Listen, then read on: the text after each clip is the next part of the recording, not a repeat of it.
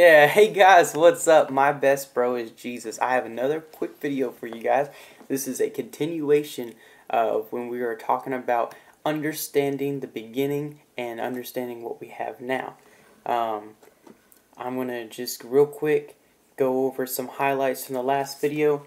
We talked about how in the beginning man had no knowledge of good and evil. It was just love, just God.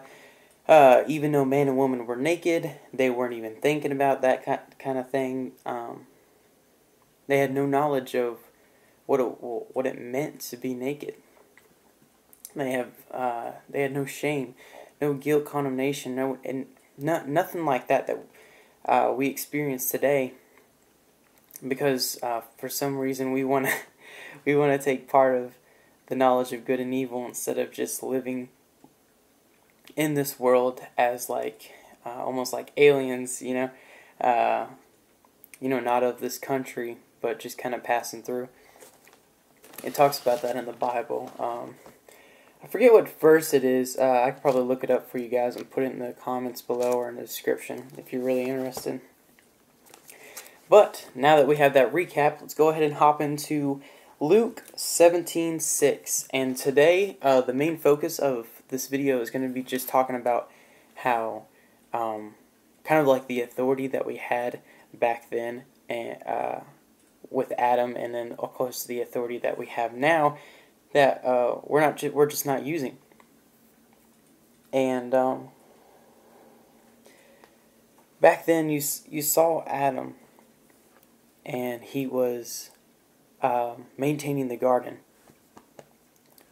before he sinned and ate of the apple or fruit of knowledge and good and evil. It wasn't an apple per se, but that's just what most people think when they think about the story. But whenever he ate of the knowledge and good and evil, right after he sinned, he told Adam that he's going to be working from the sweat of his brow, and instead of before, and it doesn't really give us an example of what he did before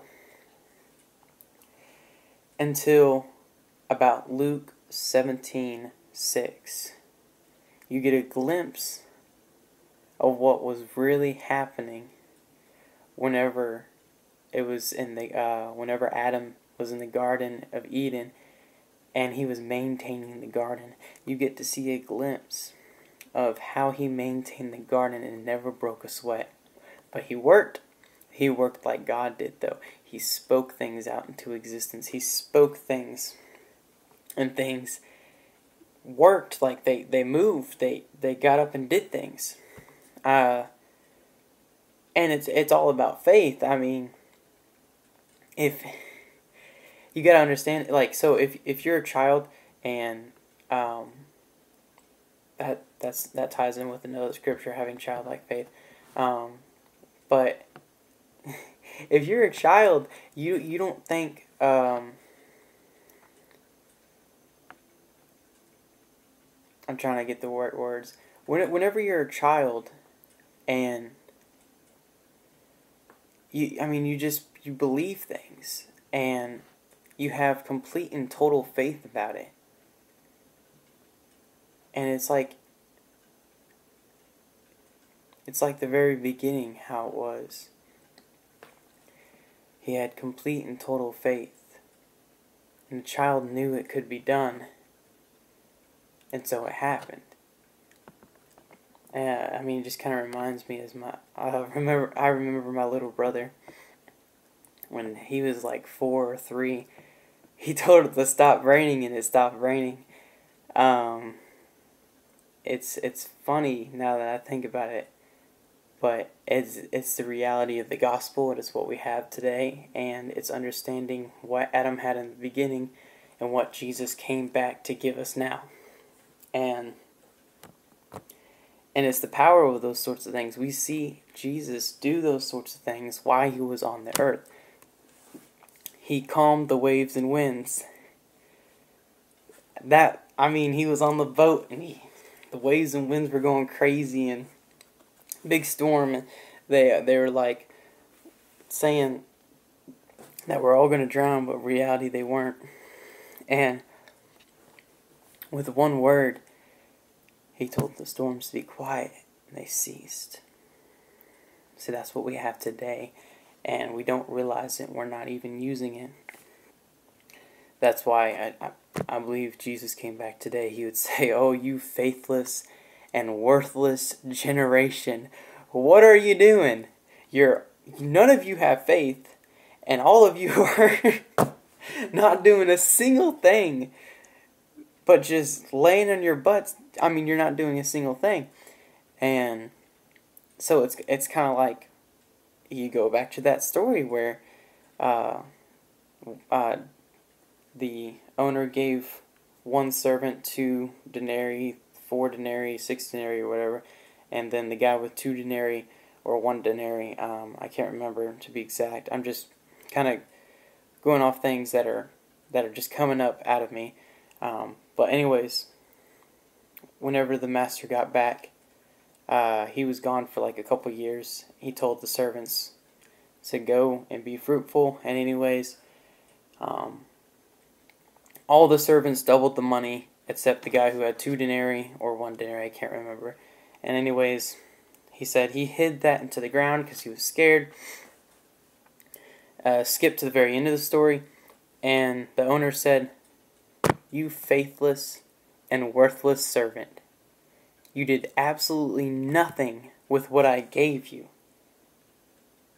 And now you'll be thrown into the pit where there's gnashing of teeth." So, and then he said, "Take what little he had and give it to the one who has the most, and add it to him." That's how it works. Anyways, I went down a major rabbit trail. We're going to Luke 17:6. Okay.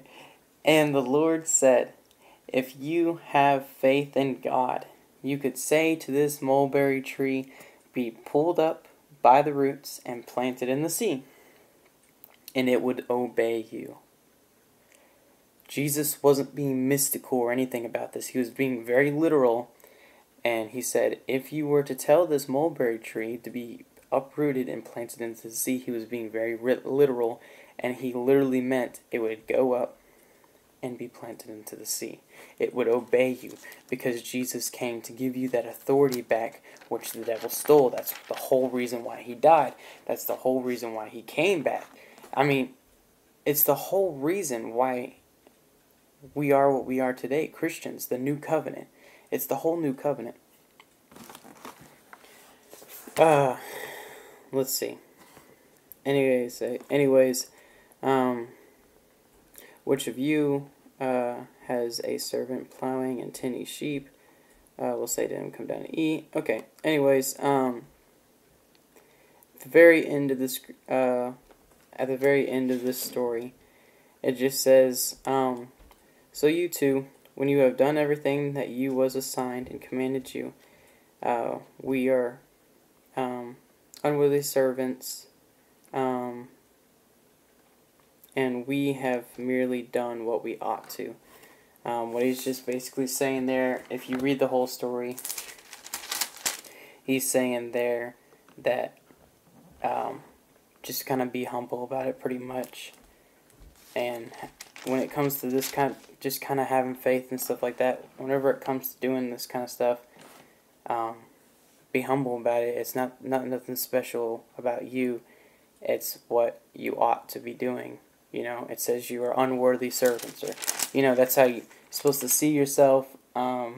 Just kind of that humble, being humbled. Staying humble and being humble. And so that was a glimpse of our original value, and I just kind of wanted to get that out to you guys, that we can have that. It's exciting. We can go after that sort of thing, and if you guys have any prayer requests or any kind of anything that's on your heart or on your mind, put it down in the comments below. Last video, for some reason, the comments were turned off. I don't really know how to work all that. I can try to figure it out. But I'll try to make sure the comments are available this time for you guys. And anyways, he calmed the waves and sin. This shirt's available at wriggleco.com. You can get it right here. Also, it's branded in the back with Wriggle Co. It's super awesome. It's a great t-shirt. You guys can go to the store at wriggleco.com. It's available in the men's, but it's kind of like an adult unisex fit. So you ladies can rock that too. It's at wriggleco.com. Again, you can follow us at Instagram at wriggleco. And also, like I said before, if you have any prayer requests, put in the comments below. We'll take care of them. I love you guys. You have a nice day.